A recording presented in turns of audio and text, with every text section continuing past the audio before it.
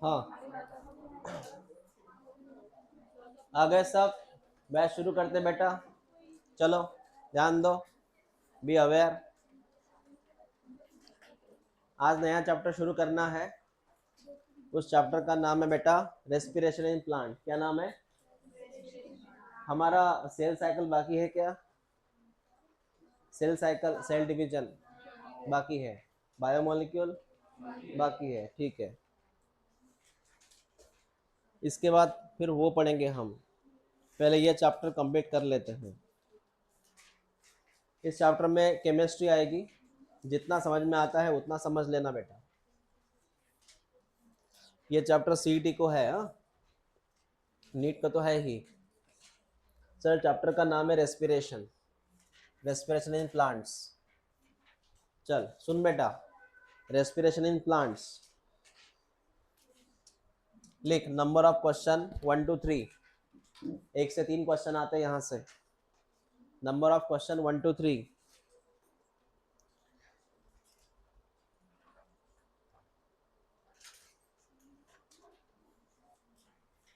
Sir respiration का meaning क्या होता है? नंबर ऑफ क्वेश्चन क्या लिखे? 1 to 3, ठीक है। उसके बाद लिख IMP, मतलब कौन सा टॉपिक IMP है। एनसीईआरटी लाया तो उसमें टिक कर या लिख। एक का नाम बेटा ग्लाइकोलिसिस, एक का नाम है ग्लाइकोलिसिस, और एक का नाम है बेटा एरोबिक रेस्पिरेशन। शुरुआती रस ले लाए थे एनसीईआरटी। एरोबिक रेस्पिरेशन, ग्लाइकोलिसिस, ये IMP है। इसमें इस पे ज़्यादा फोकस कर। अब बताइए सर रेस्पिरेशन क्या होता है? बेटा रेस्पिरेशन सुन, रेस्पिरेशन का मीनिंग ये होता है, अगर कोई ऑर्गेनिक फूड है, ऑर्गेनिक फूड जिसमें कार्बन हाइड्रोजन, वो ऑर्गेनिक केमिस्ट्री, ऑर्गेनिक फूड है, तो इसका ऑक्सीडेशन करवा ले। तूने ऑर्गेनिक फूड का क्या किया? ऑक्सीडेशन का मतलब जानते हैं आप? इसमें ऑक्सीजन का आना। मतलब अगर मैं ए से O2 को रिएक्ट करूं, तो ए से किसको रिएक्ट किया? तो मैं क्या बोलूँ इसको? ऑक्सीडेशन। क्योंकि ए से कौन रिएक्ट होने वाला है? ओ। तो सर मैंने ऑर्गेनिक फूड से किसका रिएक्शन करवाया? ऑक्सीजन से। It's called as oxidation. तो ऑर्गेनिक फूड का अगर मैं ऑक्सीडेशन करूं, ऑक्सीडेशन का मतलब यहाँ बेटा ब्रेक डाउन, ये ब्रेक होगा। और ब्रेक होने के बाद यहाँ से एनर्जी जो है, एनर्जी जो होती है वो रिलीज होती है, रिलीज होती है।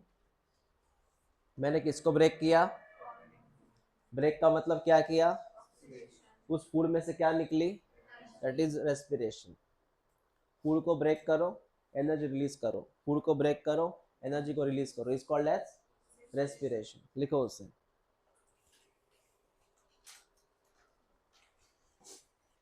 एनर्जी रिलीज हो रही है, so it is called as exergonic process,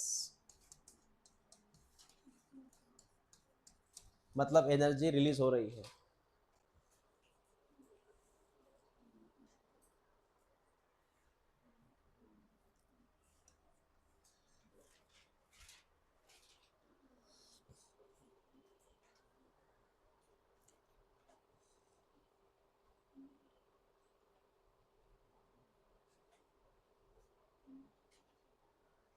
ये हुआ सिंपल रेस्पिरेशन।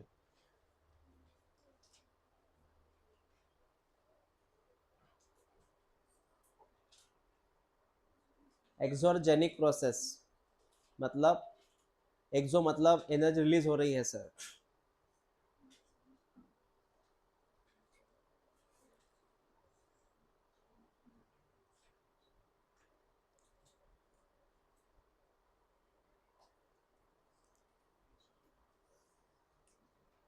ठीक है, हाँ समझा sir. It is called as respiration. अब दूसरी बात सुन, दूसरी बात सुन बेटा। हो गया लिखना? अब है सेलुलर रेस्पिरेशन। सेल के अंदर होने वाला रेस्पिरेशन। अब इसमें क्या खासियत है सर वो समझ। सर क्या होता है, कार्बन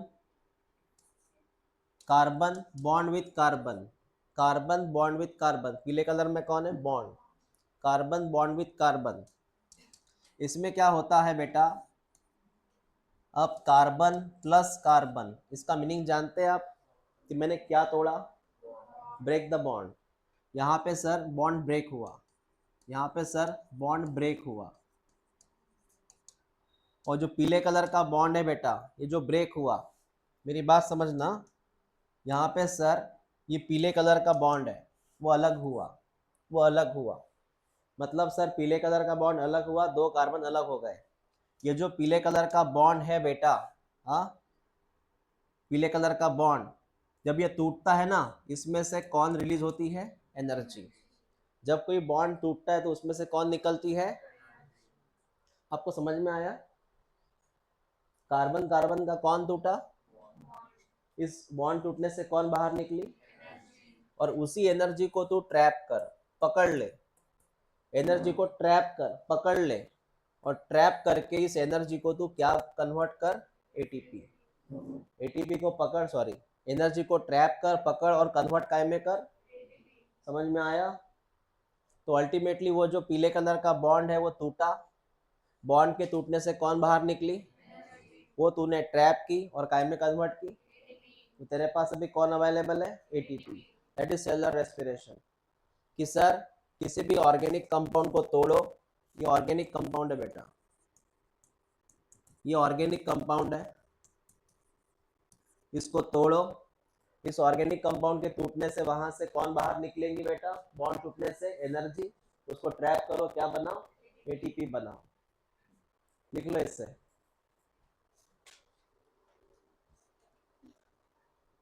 आपको पता है ना बॉन्ड के अलग अलग प्रकार आते हैं, केमिकल बॉन्ड मतलब कोवेलेंट बॉन्ड, आयोनिक बॉन्ड, वो है।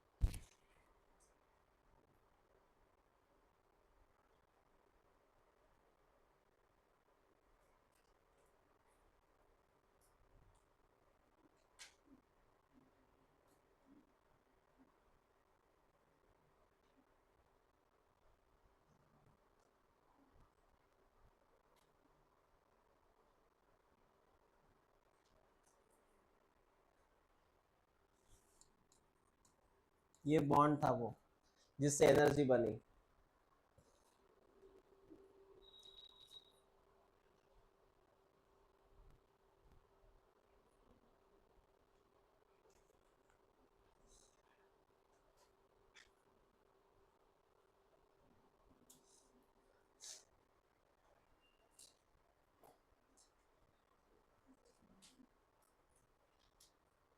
हो गया,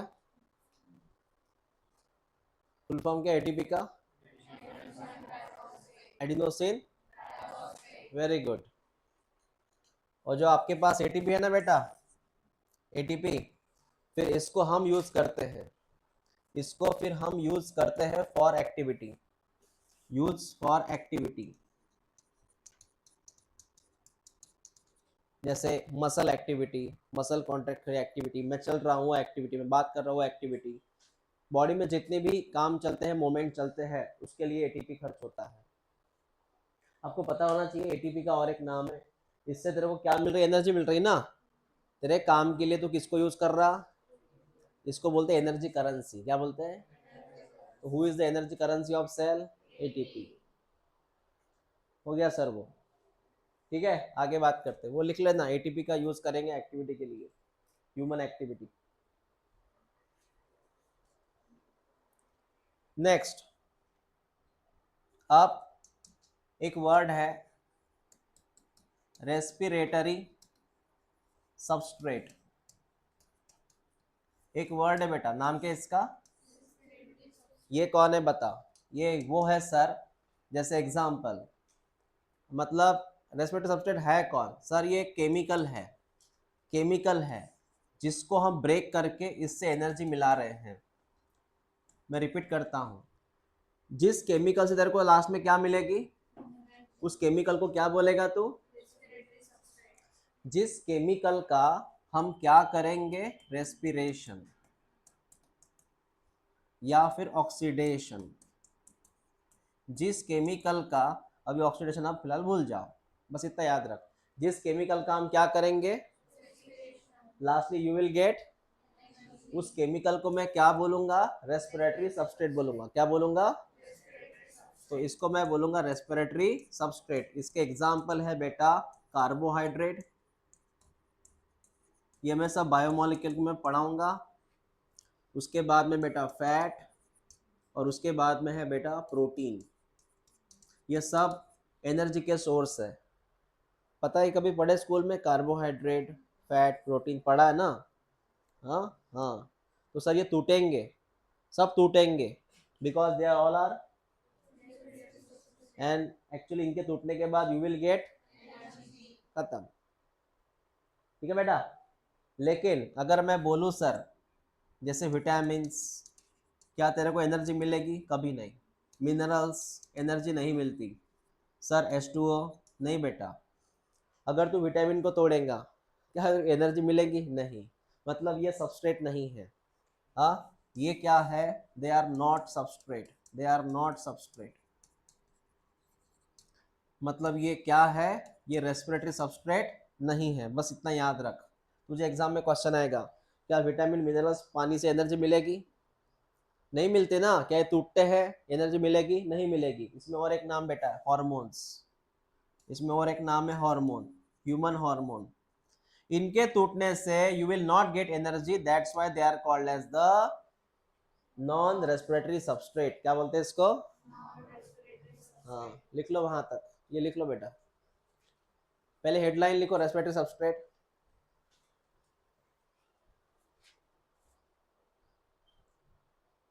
हेडलाइन लिखो रेस्पिरेटरी सबस्ट्रेट, उसमें एक वर्ड लिखो अभी, the chemical, the chemical, the chemical which undergo respiration, the chemical which undergo respiration, the chemical which undergo respiration and release energy, the chemical which undergo respiration and release energy called respiratory substrate.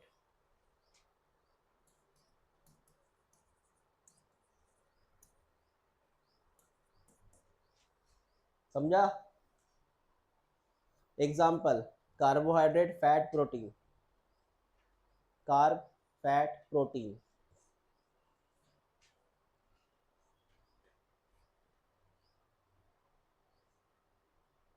Carb fat protein.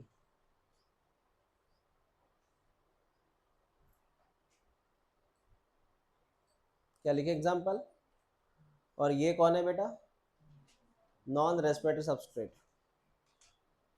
they are called as non respiratory substrate.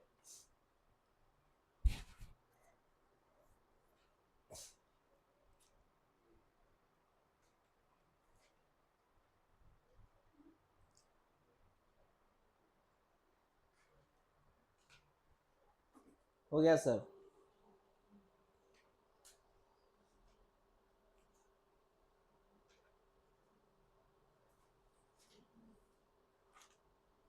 लिखिए, most common RS is glucose, most common RS, RS मतलब respiratory substrate, most common RS is glucose, most common RS is glucose.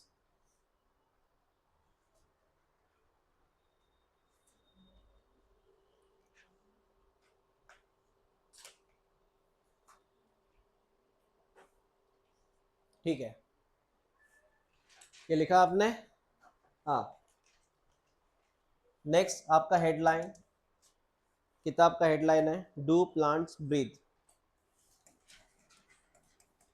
Do plants, do plants breathe.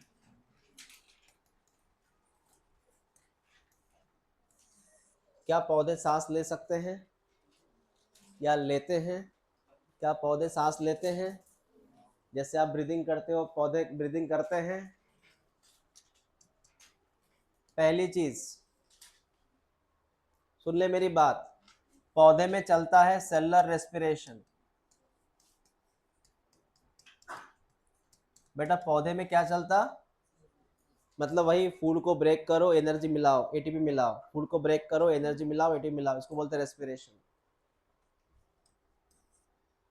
पौधे के पास absent of special respiratory organ, पौधे के पास lungs नहीं रहता जैसे हमारे पास है, पौधे के पास, इसका मतलब absent है, absent, पौधे के पास रेस्पिरेटरी ऑर्गन नहीं है। कभी देखा आपने पौधे में किसी लंग्स दिखा आपको, कभी मिलता लंग्स ना, नहीं। या पौधे की हम है भी नहीं गिन सकते कि जैसे हमारा कभी कभी ब्रीदिंग रेट बढ़ जाता है, इनहेलेशन एक्सहेलेशन फील होता है, वो उनका फील नहीं होता, उनमें लंग्स ही नहीं है। फिर होता क्या है सर, दे रिस्पायर थ्रू या वाया, वो कैसे ब्रीदिंग करते हैं सर, रिस्पायर मतलब कैसे ब्रीदिंग करते हैं सर, वो ब्रीदिंग के लिए उनके पास कुछ छोटे छोटे है ना एरियाज होते हैं, दे रिस्पायर वाया स्टोमेटा, कभी नाम सुना हो तो, एंड लेंटिसेल्स।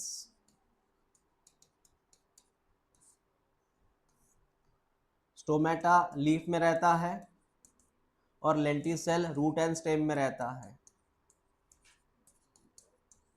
बताऊंगा बेटा कौन है ये, खिड़कियां रहती छोटी छोटी, होल्स रहते छोटे छोटे, लीफ में स्टोमेटा नाम का होल रहता और स्टेम में लेंटिसेल्स रहता है।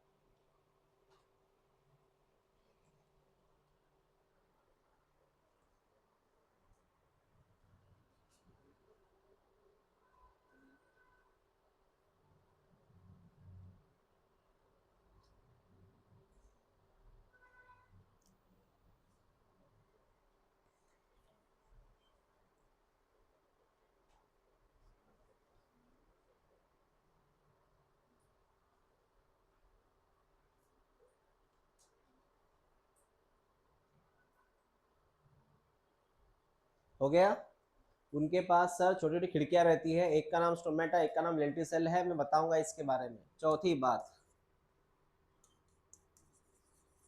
प्लांट यूज O2, प्लांट ने O2 का यूज किया for respiration, plant use O2, plant use O2, plant ने O2 का यूज किया फॉर रेस्पिरेशन। लेकिन मैं आपको बताना चाहूंगा ये O2 आया कहाँ से, एक O2 बाहर से आता है, बाहर से, और एक O2 खुद की उसके अंदर बनता है। यू नो दैट प्लांट के अंदर O2 बनता है, उसने एक O2 कहाँ से लिया, बाहर से, O2 खुद के अंदर बनेगा सर कैसे बताएंगे बेटा, plant use O2 for respiration and O2 produced by and O2 produced by photosynthesis process. कौन से process, you know the process called as photosynthesis, याद है प्रोसेस ये, उसमें कौन सी गैस बनती है लास्ट में, ऑक्सीजन। भाई पता है कुछ, फोटोसिंथेसिस में खाना बनता है पहली चीज, और कौन सी गैस बनती है लास्ट में, ऑक्सीजन, वही ये यूज करता है।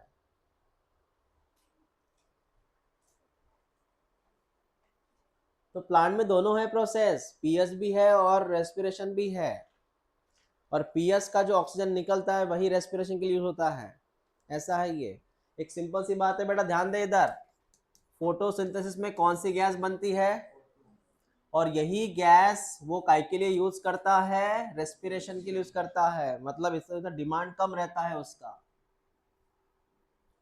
हाँ सर इतनी बात समझ में आ गई, लिखना हो गया बेटा, ये सब कुछ हो गया, 4 पॉइंट।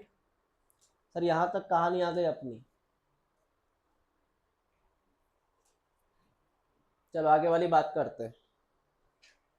पॉइंट नंबर 5, अब यहां से मेरी बात वन बाय वन सुन बेटा, सुनना मेरी बात को। सर ये पौधा है, ये पौधा है, ये पौधे का सरफेस है, ये पौधे का सरफेस है। स्पेशली मैं यहाँ स्टेम की बात करूँ, बेटा मैं किसकी बात करूँ, स्टेम की बात करूँ। इस सरफेस को मैं दूसरी भाषा में बार्क बोलूँगा। क्या बोलूँगा? बार्क। इस बार्क पे छोटे छोटे छेद होते हैं, इनको मैं बोलूँगा बेटा लेंटिसेल्स। क्या बोलूँगा? इधर से भी रहते हैं, वी कॉल इट लेंटिसेल्स। ठीक है बेटा। और इस सरफेस पे, ये सरफेस का नाम क्या है? सबसे ऊपर का सरफेस रहता दिखता है वो, skin of the plant, it's called as bark, मतलब सरफेस। यहाँ सेल पाए जाते हैं, ये सेल है बेटा, ये सेल है। और ये सेल सरफेस वाले सेल है। कैसे सेल है? हाँ, इन सेल का नाम है बेटा पैरेन्काइमा। क्या नाम है इसका? ये सेल कहाँ पाए जाते हैं? सरफेस पे, ऑन सरफेस। तो होता क्या है, ये जो ऑक्सीजन है बाहर का ऑक्सीजन, ये सीधा लेंटिसेल से आता है और सीधा इनको मिलता है। किनको मिला? सेल को। फिर इसके जरिए वो यहाँ जाता है, इसके जरिए यहाँ जाता है, फिर यहाँ से भी ऑक्सीजन आता है, वो इसके पास जाता है, कुछ बचा हुआ इधर जाता है। मतलब अड़ोस पड़ोस की बात कर रहे हैं वो। हर जगह पे लेंटिसेल्स है, उसकी वजह से उनको इतना एरिया कवर करना पड़ता है। जैसे इसके पास आया ना, वो 2 सेल को और बांटेगा, इधर 2 सेल को बांटेगा, फिर इसका काम है इधर बांटेगा इधर बांटेगा। ऐसे वो क्या सप्लाई करते रहता है? ऑक्सीजन। इस प्रोसेस को डिफ्यूजन बोलते हैं। क्या बोलते हैं? इसको बोलते हैं बेटा डिफ्यूजन। क्या बोलते हैं? फ्रॉम हाई कॉन्सेंट्रेशन टू, तो गैस डिफ्यूज होती है। जो ऑक्सीजन जो होता है ना, वो डिफ्यूजन में आता है, from high to low concentration. ये अकेला खिड़की नहीं रहता कि यहीं जाएगा सबको बांटता रहेगा, नहीं, हर जगह पे खिड़कियां हैं। तो उसको पता है मुझे इतना एरिया कवर करना है, बस एक खिड़की यहाँ है ना, तो बस इतना एरिया कवर करना है, बस उसको बस इतना एरिया कवर करेगा, ये वाला इसका काम है, वो इतना एरिया कवर करेगा। ऐसी हर जगह खिड़कियां हैं। समझा तू? इसके बाद में प्लांट का जो बीच वाला एरिया होता है, प्लांट का बीच वाला एरिया, ये डेड होता है, डेड। तो यहाँ तक O2 पहुँचने का कोई पॉसिबल मतलब जरूरत ही नहीं है। बस O2 को उनको O2 की जरूरत उनको सरफेस पे रहती है, क्योंकि ये सेल मरे हुए रहते हैं। ये जो सेल रहते हैं मीडियल सेल, ये एकदम से मिडल में रहता है, मिड में रहता है। हाँ, ये डेड सेल रहते हैं। इनका एक ही काम है बेटा, इस पेड़ को सपोर्ट करो, मैकेनिकल सपोर्ट करो। कौन सा सपोर्ट? हाँ, मजबूती बोलते हैं इसको, सीमेंटिंग। सीमेंट का वही काम है ना, मैकेनिकल सपोर्ट, पिल्लर जैसा। इसका काम कैसा है? पिल्लर। क्योंकि टॉल टॉल नहीं रहता है ना, इसका काम कैसा रहता? पिल्लर जैसा रहता। तो इसका एक ही काम है, मैकेनिकल सपोर्ट।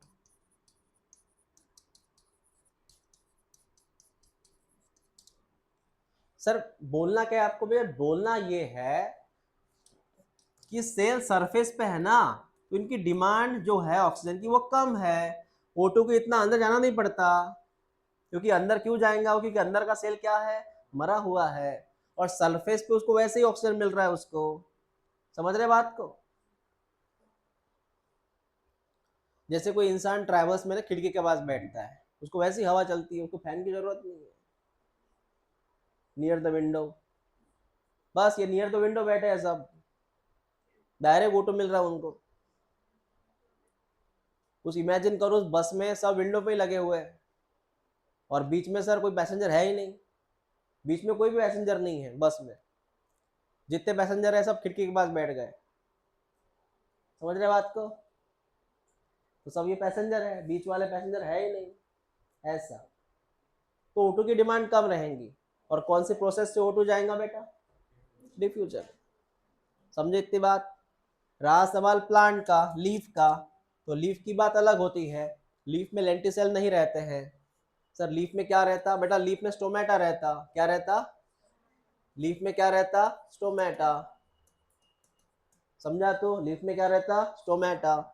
और इनके जो सेल जो रहते हैं लीफ में, ये लूजली अरेंज रहते हैं। कैसे अरेंज रहते हैं?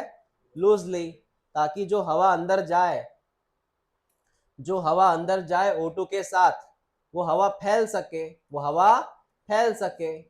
हवा फैलने के लिए उनके सेल कैसे रहते हैं? लूजली अरेंज रहते हैं। अगर वो कॉम्पैक्ट रहते तो हवा फैल सकती? समझ रहे बातों को? तो जो जा रहा है ऑक्सीजन, वो अंदर जाएगा और फैलता रहेगा, क्योंकि बेटा दे आर कैसे अरेंज है, वो लूजली अरेंज होते हैं। बात समझ में आ गई तेरे को? लिख लो इसे, लिख लो।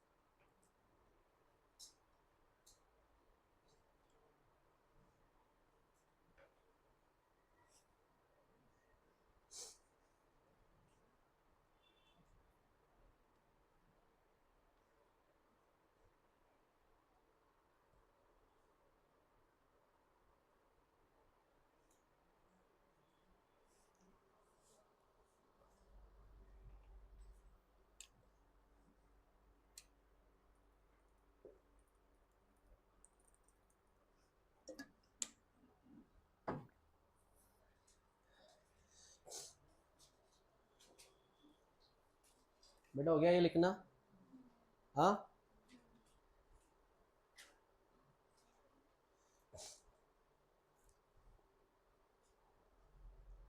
जल्दी लिखो।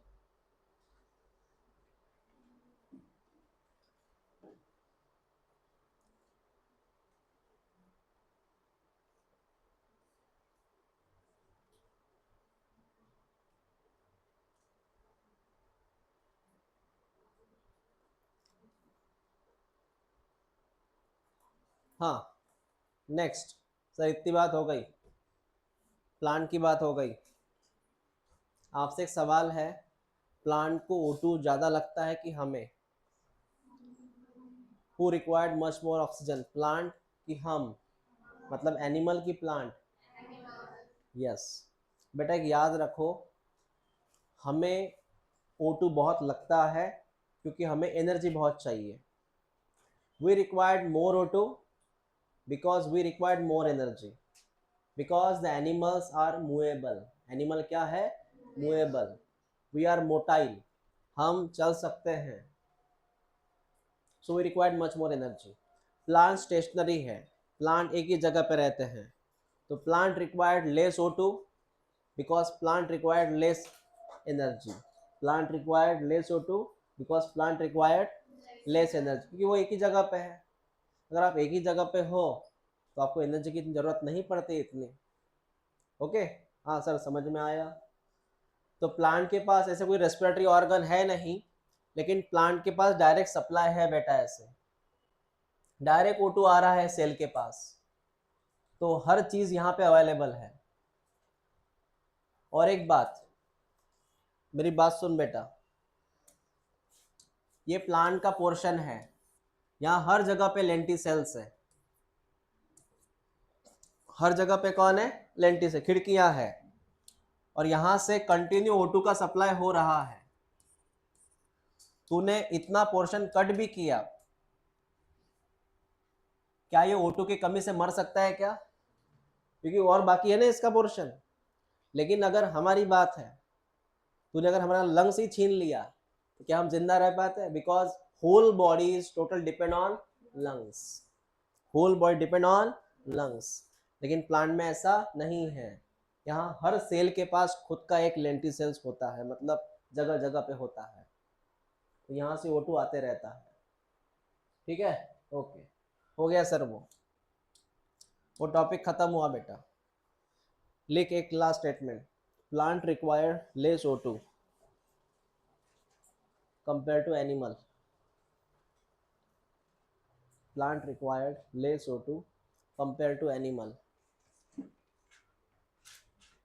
उसकी डिमांड कम है बेटा।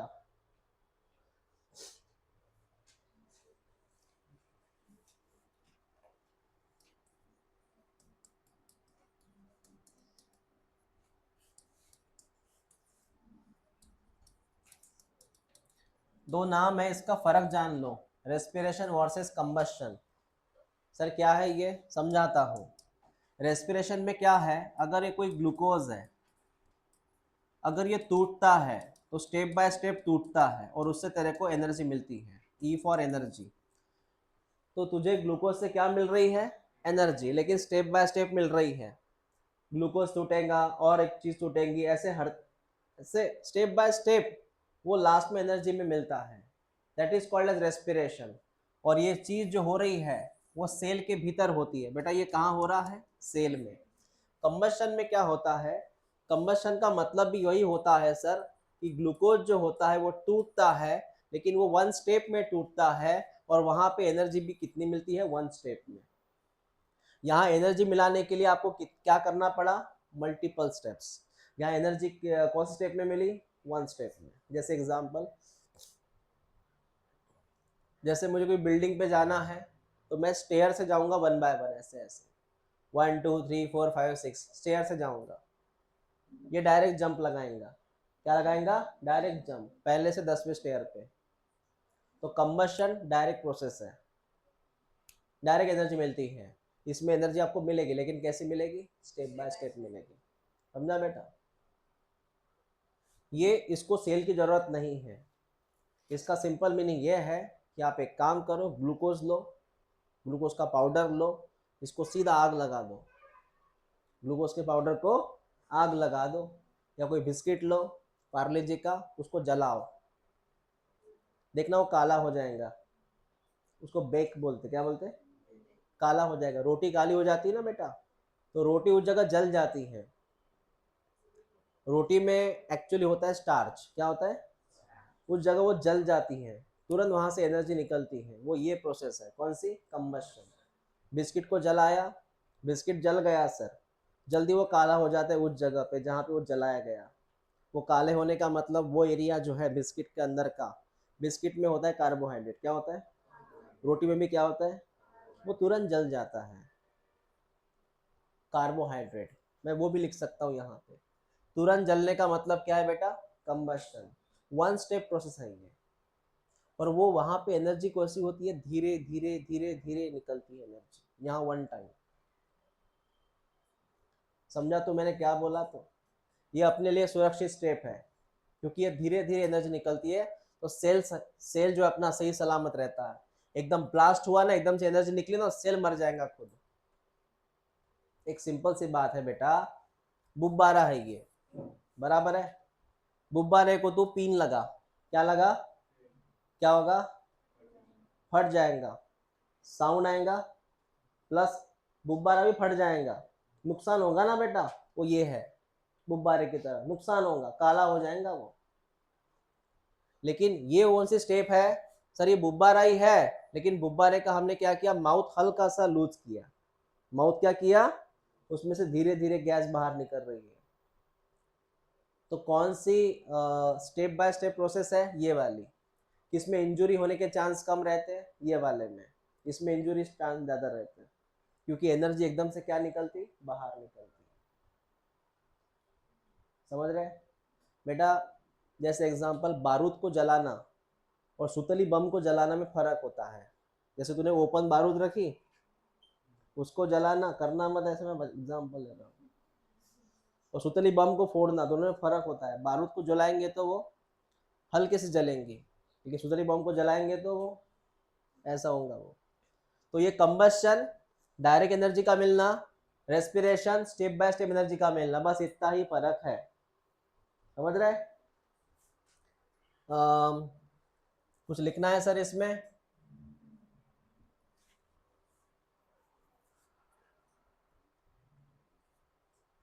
लिखिए इसको।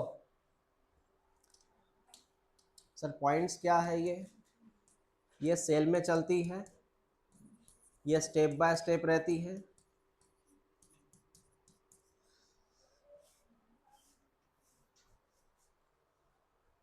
ये जो कंबस्शन है, ये आउटसाइड होती है सेल के बाहर होती है ये। और वन स्टेप प्रोसेस है, one step process, that is combustion. Combustion को हम सीधी भाषा में जलाना बोलते हैं, जलाना। बिस्किट जलाना, 10 रुपए का बिस्किट।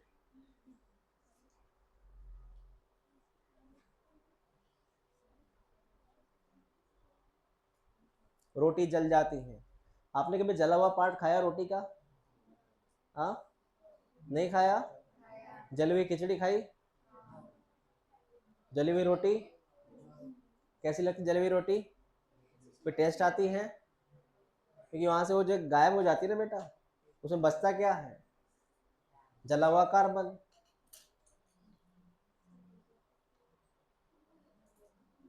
एक दिन तो मैंने जली हुई सब्जी भी खाई थी, मुंह जल गया था पूरा। जली हुई सब्जी पता है, नहीं पता? अरे कैसे रे तुम, जली हुई सब्जी नहीं पता तेरे को? हाँ, जली हुई सब्जी नहीं पता? पूछ लो घर पे।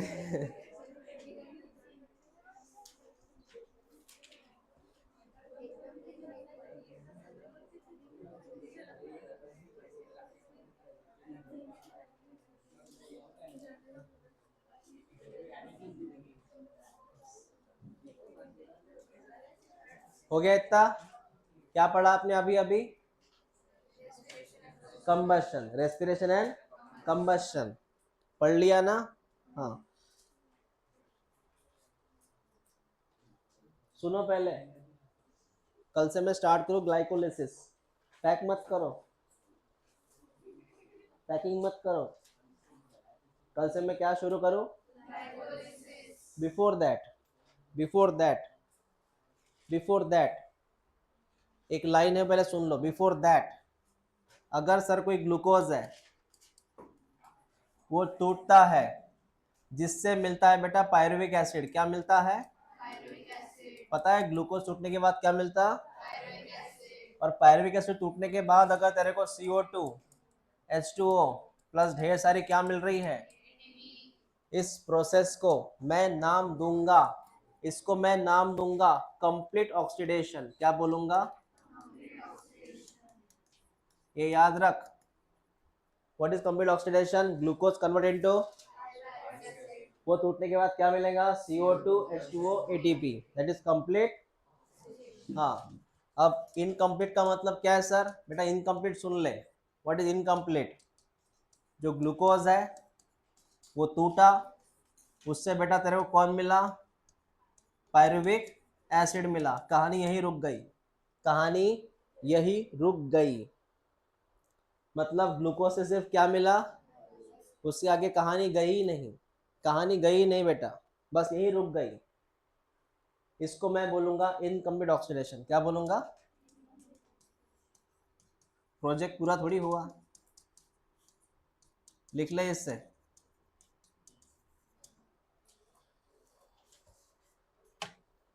कल ग्लाइकोलिसिस पढ़ के आना।